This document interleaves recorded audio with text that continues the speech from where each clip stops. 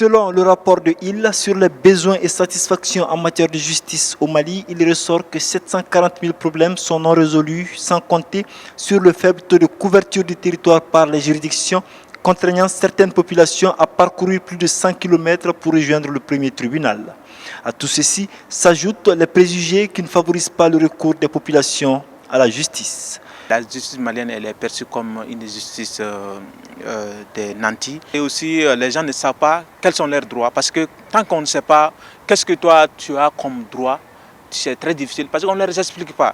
Au Mali, tout est dit en français alors que la plus grande majorité ne comprend pas ce français-là dont on parle. C'est pour pallier à cette justice dite à double vitesse, du haut vers le bas, que l'association des Messo a vu le jour il y a 20 ans pour promouvoir le parajuridisme afin d'amener la population à comprendre le langage complexe des textes de loi. On a dit que la démocratie, c'est le pouvoir du peuple et par le peuple. Donc il fallait trouver un mécanisme pour que ceux qui viennent de là-haut vers le bas puissent retrouver aussi un mouvement du bas vers le haut. Au cours de cette conférence, les universitaires de la faculté de droit vont évaluer le parajuridisme et son apport d'une justice par le bas.